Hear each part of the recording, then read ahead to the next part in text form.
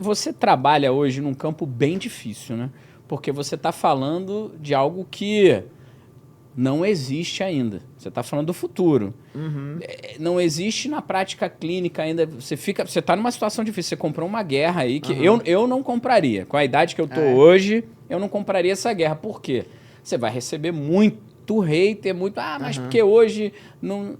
Mas, cara, você não está falando de hoje. Você está falando do que vai acontecer daqui 10, 15, 20 anos, 5 anos por conta da medicina de precisão, que já é uma realidade. A gente tem trabalhos, como a gente estava conversando aqui de bastidores, né, do Eran Segal em Israel. Você tem algoritmos muito poderosos. Quer dizer, isso está numa velocidade enorme e você decidiu que vai entrar nisso e que vai assumir essa bronca. Eu acho que hoje no Brasil você é um dos poucos, eu não sei se eu conheço outro que esteja nesse nível de diagnóstico de precisão trabalhando. Se tiver, desculpa, assim. Me conta, o que te fez ir para encarar essa bronca aí? Você podia ficar ali na nutrição clínica tranquilo, fazendo curso de exame, bioquímica. Para que você foi mexer nesse vespeiro? O que o André faz, então? Ele trabalha com genética, com nutrigenética, com RNA, microRNA, transcrição, tradução. E vamos lá, vamos... Na verdade, essa história começou porque durante a graduação, eu sempre, desde que eu entrei na nutrição, na verdade, eu sempre gostei muito de bioquímica, que já é uma área que o nutricionista tem um pouco de receio às vezes, né? Sim. E eu acho que muito por causa da formação. A gente tem bioquímica com químico, com biólogo, com um monte de coisas que não são nutricionistas. E isso eu acho que é uma barreira importante pro aprendizado da bioquímica. E aí eu conheci a bioquímica e falei, pô, isso aqui é interessante, gosto, quero me aprofundar mais. E aí, quando eu fui fazer o intercâmbio, que eu morei fora, eu conheci a parte de genética. Porque a genética... Você fez intercâmbio na Alemanha? Eu fiz nos Estados Unidos. Nos Estados Unidos. Do lado de Nova York. O que tu foi fazer na Alemanha? Eu fui passear. Eu tive um congresso lá também, mas eu fui passear principalmente. Não foi estudar lá? Eu achei que tua especialização tinha sido na Alemanha. Você foi para um congresso na Alemanha. Mas foi principalmente passear. E aí lá eu conheci a coisa da genética e falei, pô, isso é interessante, porque a bioquímica, ela avalia como todos os seres humanos funcionam. Né? A nossa insulina como se fosse tudo igual. E a genética é filha da bioquímica, que vai avaliar como cada ser humano funciona. Porque na nutrição hoje, a gente basicamente avalia todo mundo de acordo com sexo e com idade.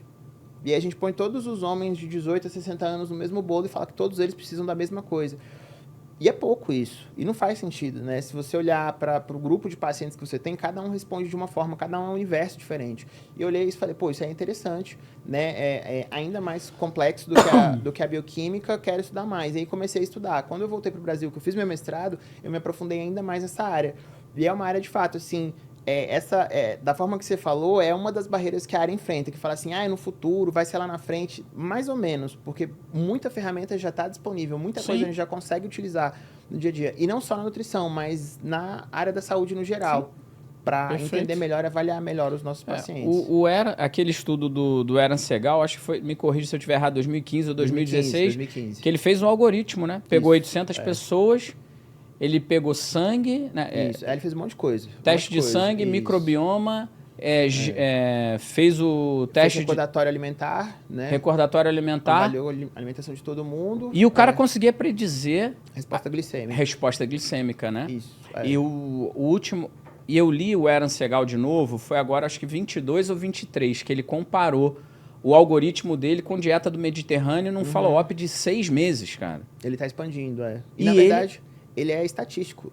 Ele não é nutricionista, sabia? Ele é estatístico e é bioquímico, né? Biólogo computacional, uma coisa exatamente. Biólogo computacional. E ele conseguiu provar que o algoritmo dele foi superior à prescrição dietética comparado com a dieta do Mediterrâneo. Isso causa um mal-estar, né?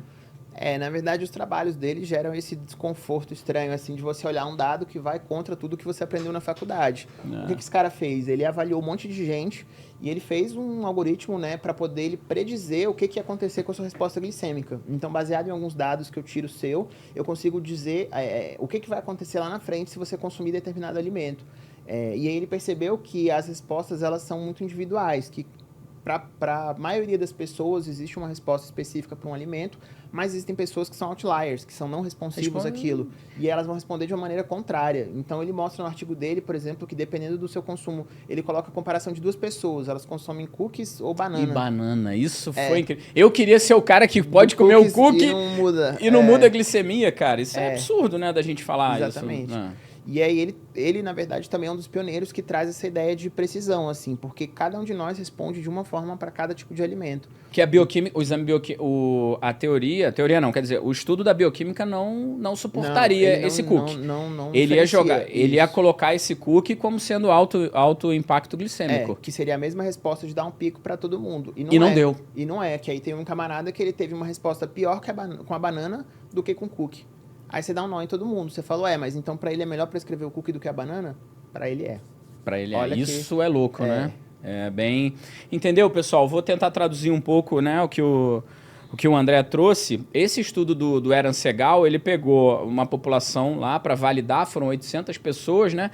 E ofereceu vários alimentos, foi vendo como cada um respondia. Ele pegou, teve esse recorte que o André trouxe, ele pegou cookie e banana e ofereceu para essas pessoas. Normalmente, o que a gente aprendeu na faculdade é que o cookie tem alto índice glicêmico e vai dar pico de glicemia. E não. Algumas pessoas não reagiram assim. E ao contrário, quando comeram a banana, dispararam, né? É porque a ideia é a seguinte.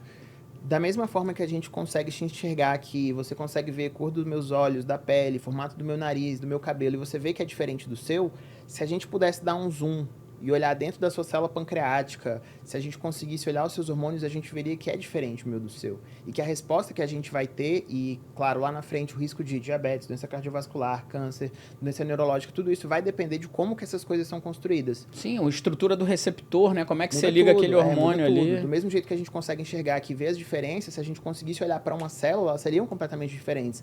A bioquímica não mostra isso, a bioquímica fala que é todo mundo igual. Que aí, todo receptor de insulina é igual. É da mesma forma, e não é. Por isso que tem gente que tem mais risco para uma doença do que para outra. Por isso que tem gente que desenvolve mais cedo do que outra pessoa. Por isso que tem gente que responde muito bem a um tipo de dieta ou de suplemento e outras pessoas não.